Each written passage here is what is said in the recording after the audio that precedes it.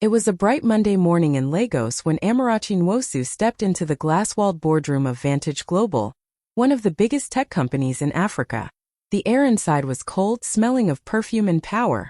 Her palms were slightly sweaty as she clutched her folder, the same folder that carried her dreams, her CV, and years of hard work. She had practiced her answers all night, repeating them softly in her tiny Yaba apartment, trying to make her English sound perfect. But no matter how much she tried, her Igbo accent always came through. It wasn't something she could hide, it was part of her. Still, she had learned that in Lagos, people sometimes judged more by how you sound than by what you can do. As she looked around the long table filled with sharp suits and cold stares, she whispered to herself, "Just breathe, Amarachi. You belong here." Her heart pounded, but she straightened her shoulders and forced a small, confident smile. Outside the glass walls, the city buzzed with life, cars honking, people chasing dreams. Inside, Amarachi was about to fight for hers. She didn't know yet that this interview would change everything.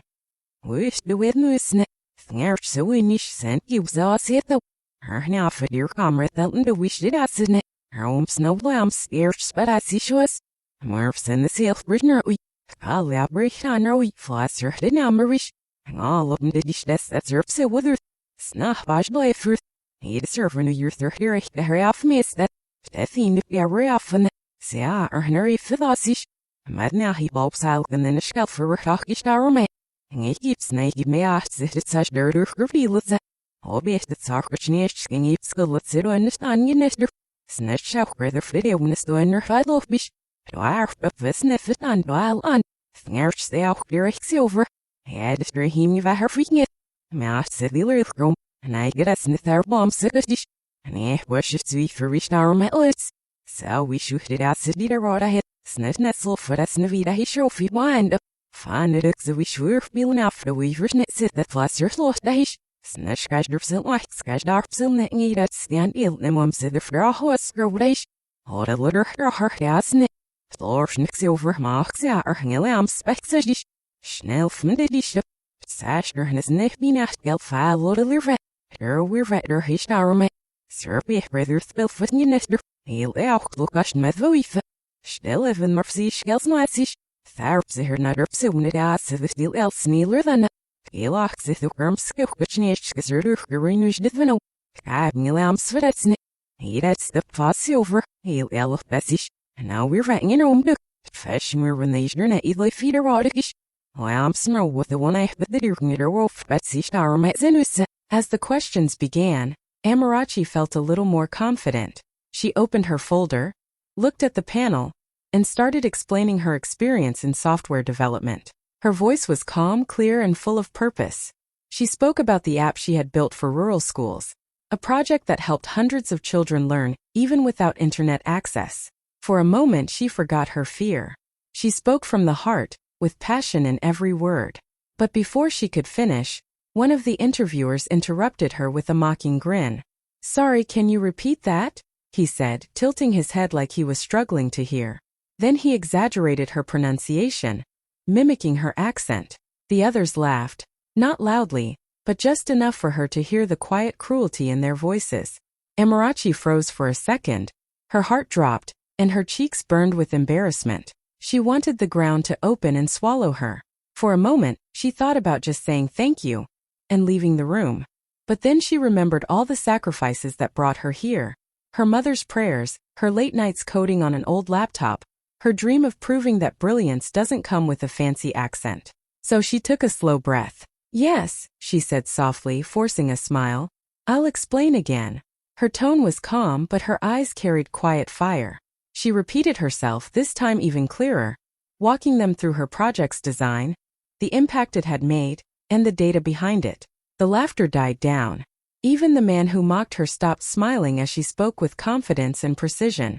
Her words carried strength, not the kind that shouts, but the kind that commands respect without asking for it. Inside, Amarachi told herself, they can laugh at my accent, but they can't laugh at my results. And for the first time, one of the panelists looked at her, really looked, not as a joke but as someone worth listening to. Inside, Amarachi took a deep breath and reminded herself, I am not here to impress them with pronunciation. I am here to prove my mind. The laughter still echoed faintly in her ears, but she pushed it aside and focused on why she came. She looked straight at the panel, her voice steady this time. My last project focused on bringing digital learning tools to rural schools that don't have internet access, she began. Her tone was respectful but confident. We created offline software that allowed students to learn coding, math, and science, even without Wi-Fi. The room went quiet. She could feel their eyes on her now, not mocking but curious. She continued, explaining how she led a small team of volunteers, how they worked from her friend's living room, and how their software had reached over 3,000 students in remote communities across Nigeria. It wasn't easy, she said softly. Sometimes we coded with candlelight because the power kept going off, but we believed education shouldn't depend on location. For a moment no one moved. Even the man who mocked her earlier shifted uncomfortably in his seat. Amarachi noticed it, but she didn't let it distract her. She stayed composed, her hands folded neatly on the table. Deep inside she felt a spark of pride. This was her strength. Not the way she spoke, but the way she thought, the way she built, the way she refused to give up when everyone else did. If they couldn't see her worth through her accent, they would see it through her vision. As she wrapped up her explanation, she caught sight of the quiet older man sitting at the far end of the table. He wasn't laughing. He wasn't judging. He was watching her closely, with a look of quiet respect, as if he saw something the others didn't. Amarachi didn't know who he was, but something in his eyes told her that this moment was far from over. When the interview finally ended, Amarachi could feel her throat tighten. She had given everything. Every word, every idea, every ounce of confidence she had left. She sat up straight, waiting for a reaction, hoping that maybe, just maybe, someone in the room had seen her worth. But instead, the lead recruiter leaned back in his chair, forced a polite smile and said, "Thank you, Miss Amarachi. We'll get back to you." His tone was cold, final, the kind of voice people use when they've already made up their mind. Amarachi nodded quietly. "Thank you for your time," she replied softly. She began to gather her things, trying to keep her hands from shaking. The room was silent for a second, until she turned toward the door. That's when she heard one of them whisper just loud enough for her to catch. She should stick to local startups. This is Lagos, not the village. The others chuckled. The sound hit her like a knife.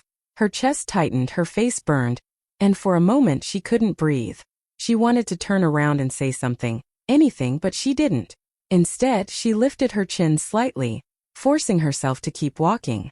As she stepped out of the glass doors, the cool air from the hallway touched her face. She didn't realize she'd been holding her breath until she finally let it out. Her eyes stung, but she refused to cry there. Not in that office. Not in front of people who would take her tears as weakness. When the elevator doors closed behind her, the laughter still echoed in her mind. But underneath the pain, something else began to grow. A quiet strength, a promise to herself. One day, she thought, they will remember this moment, and they will wish they had listened. And as the elevator descended, Amarachi didn't know that the quiet man from the corner had been watching her leave, and he wasn't smiling at all.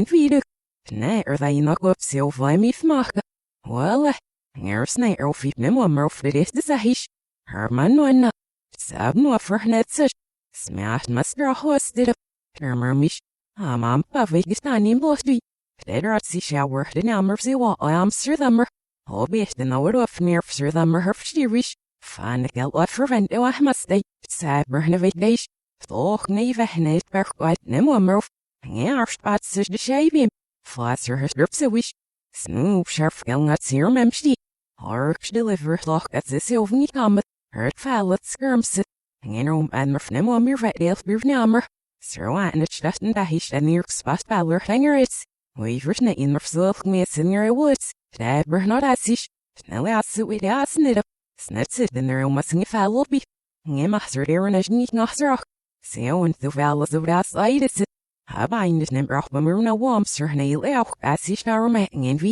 The next morning, Amarachi woke up before sunrise. She couldn't sleep much anyway. Her mind was spinning all night.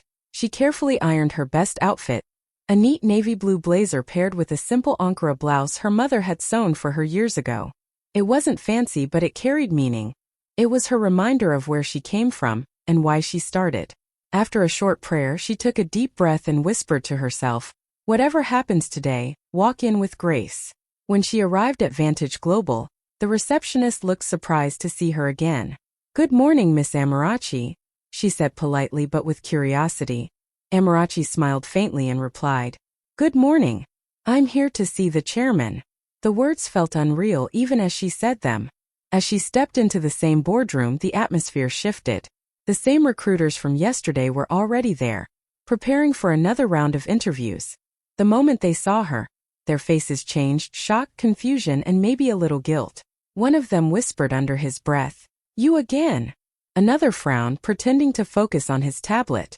Before anyone could say another word, the door opened quietly. In walked the same older man from the corner yesterday, the one who had watched everything. The moment he stepped in, the room fell completely silent. His presence carried a kind of calm authority that needed no introduction. "Good morning, everyone," he said in a deep, steady voice. The recruiters stood up instantly, greeting him with nervous smiles. Amarachi watched him, realization slowly dawning. He's the chairman. The man she thought was just an observer was actually the most powerful person in the company. He turned his gaze toward Amarachi and gave her a small, warm smile, the kind that made her heart steady again. "Miss Amarachi," he said, gesturing for her to sit. "I'm glad you came back." At that moment, the same people who mocked her accent the day before couldn't even look her in the eye. The chairman looked at Amarachi for a moment, his eyes calm and kind. Then, to everyone's surprise, he spoke, not in English but in smooth, fluent Igbo. "Kidu Ndebuani," he said gently. "How are you, my child?" The room went completely silent. The recruiters froze, eyes wide. No one had expected that.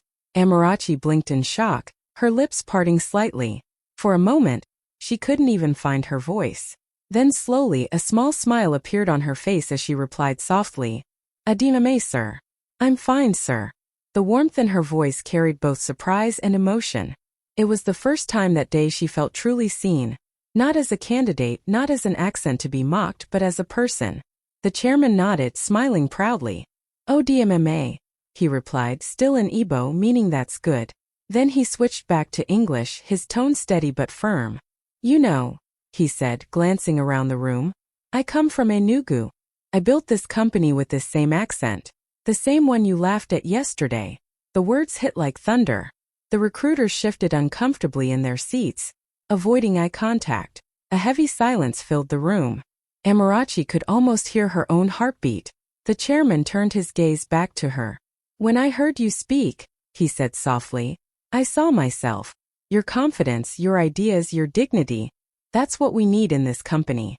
His words carried weight, and even those who had laughed now looked ashamed. Amarachi's eyes glistened, but she kept her composure. She had no words, only gratitude. For the first time, someone powerful had looked past her accent and seen her truth. In that moment, everything shifted. The girl they mocked yesterday now stood at the center of respect. The same voice they laughed at had just echoed in the chairman's own language. And in that quiet boardroom, Amarachi's story began to change forever. The chairman looked at Amarachi for a moment, his eyes calm and kind. Then, to everyone's surprise, he spoke, not in English but in smooth, fluent Igbo. "Kidu Ndebuani," he said gently. "How are you, my child?" The room went completely silent. The recruiters froze, eyes wide. No one had expected that. Amarachi blinked in shock, her lips parting slightly. For a moment, she couldn't even find her voice. Then slowly, a small smile appeared on her face as she replied softly, Adiname, sir. I'm fine, sir. The warmth in her voice carried both surprise and emotion. It was the first time that day she felt truly seen, not as a candidate, not as an accent to be mocked, but as a person. The chairman nodded, smiling proudly. ODMMA, he replied, still in Igbo, meaning that's good. Then he switched back to English, his tone steady but firm. You know, he said, glancing around the room. I come from Enugu. I built this company with this same accent. The same one you laughed at yesterday. The words hit like thunder. The recruiters shifted uncomfortably in their seats, avoiding eye contact. A heavy silence filled the room. Amarachi could almost hear her own heartbeat. The chairman turned his gaze back to her. When I heard you speak, he said softly, I saw myself. Your confidence, your ideas, your dignity. That's what we need in this company.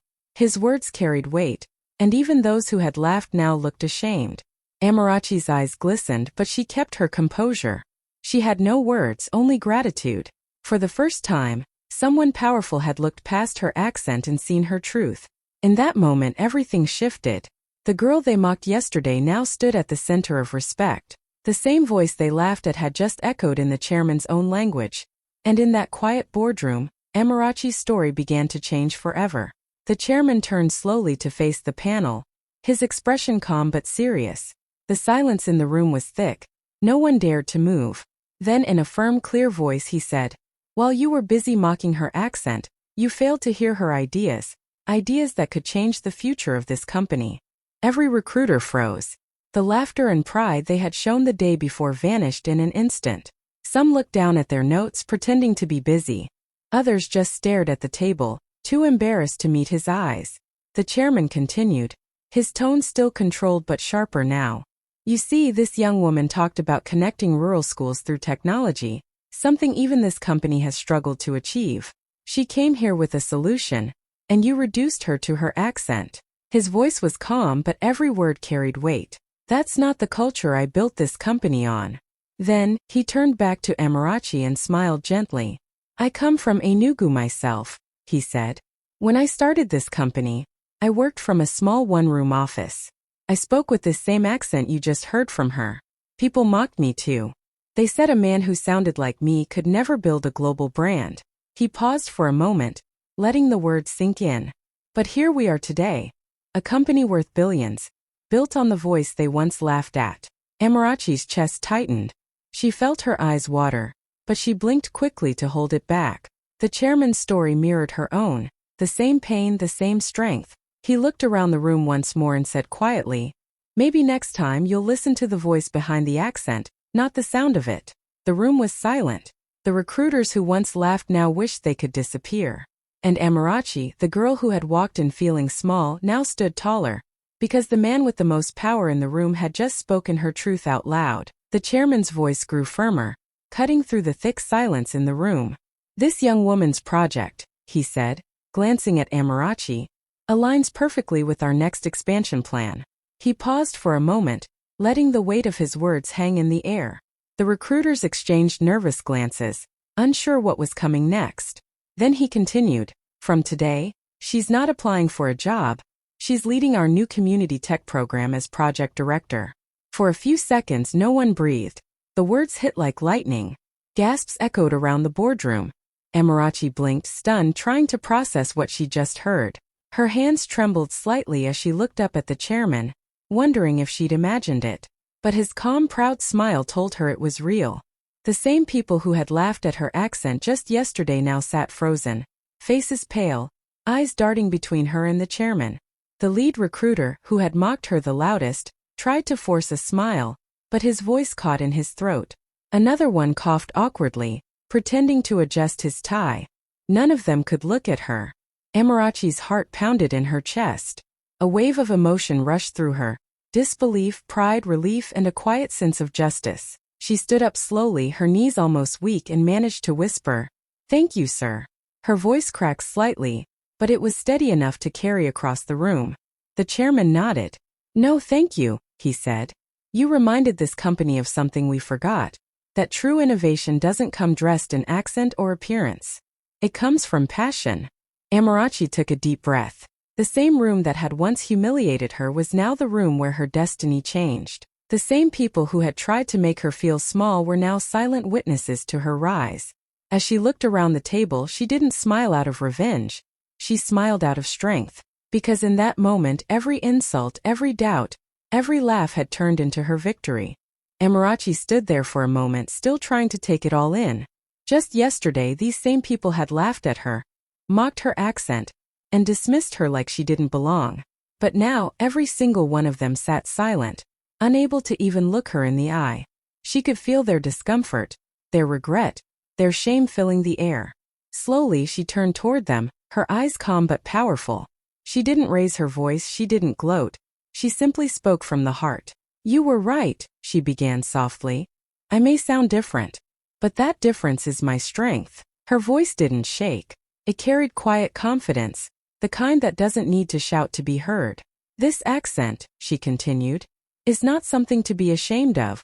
It carries my story, where I come from, the people who raised me, the dreams that built me. Every word I speak reminds me of home, and I will never hide that again." No one dared to move. The recruiters who once smirked now looked down, their faces red with embarrassment.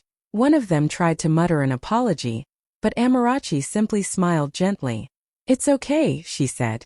"You taught me something valuable. Sometimes people laugh at what they don't understand, but one day they'll have to listen." The chairman watched her proudly, his eyes soft with approval. "Well said," he murmured. In that moment, Amarachi didn't just win a position. She earned respect. Her dignity, her grace, and her strength filled the entire room. She didn't need revenge or anger. Her victory spoke louder than any insult ever could. As she gathered her things, her heart felt light. The same voice they once mocked had now opened doors they could never close. And for Amarachi, this wasn't just a win. It was proof that staying true to herself was the most powerful answer she could ever give. By afternoon, the whole building was buzzing. Phones pinged, emails popped up, and whispers spread like wildfire through every floor of Vantage Global. The company's official memo had just gone out, and at the top of the message, bold and clear, were the words: "New appointment, Amarachi Nwosu, Project Director, Community Tech Expansion.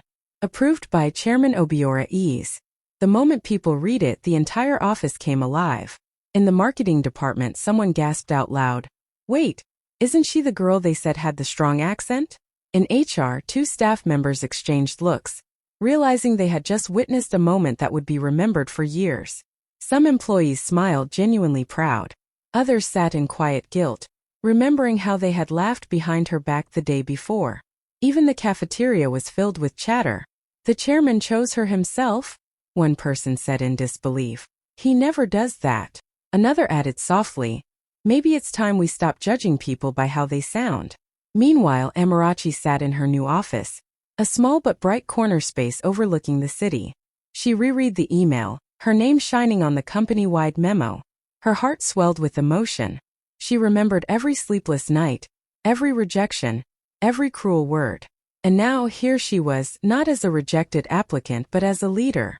She whispered to herself, smiling faintly, "They tried to silence my voice. Now it echoes through their inboxes." Across the building, screens glowed with her name. The woman they once mocked had become the face of the company's future. And in every corner of Vantage Global, people began to see what true strength looked like. It sounded like Amarachi Nwosu. The moment couldn't stay hidden for long. Someone from HR, who had secretly recorded the scene in the interview room, uploaded a short clip online that evening. The video showed the exact moment the chairman greeted Amarachi and Ebo, shocking the entire panel. The caption was simple but powerful. They mocked her accent, until the chairman spoke in it. Within hours, the clip spread like wildfire across social media. By midnight, it had already hit 1 million views. People all over Africa shared it with tears, pride, and admiration. The comments section was flooded. "This gave me chills. Respect to that chairman.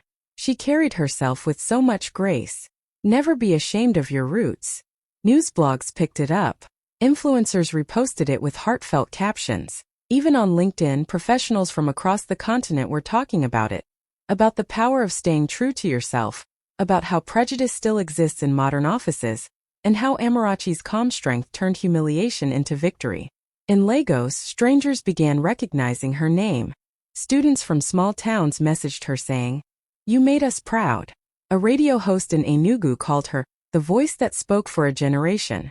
Meanwhile, Amarachi sat quietly at home, scrolling through her phone, overwhelmed by the flood of messages. She wasn't chasing fame, but seeing so many people find courage through her story made her eyes fill with tears.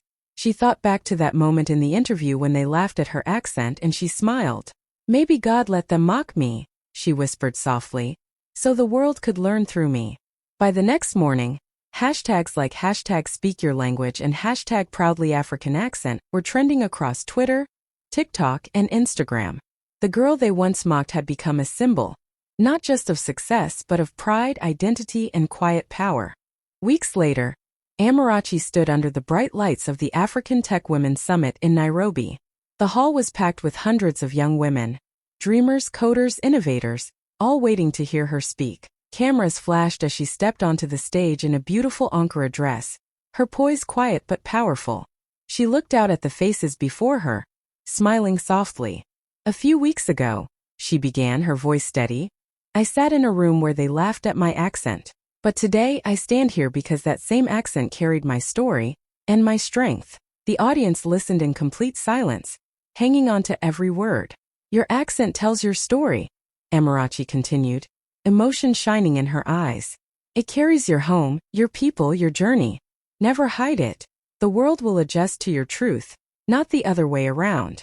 For a second, the hall was completely still. Then, applause thundered across the room. Some women stood, clapping with tears in their eyes. Others cheered, shouting her name. Amarachi smiled, that same calm, proud smile she wore in the interview room weeks ago. Only now it carried the weight of victory. In that moment, she wasn't just the woman they once mocked. She was the voice of every African girl who had ever been told she wasn't enough, a living reminder that dignity speaks louder than perfection, and that true power begins when you speak with pride.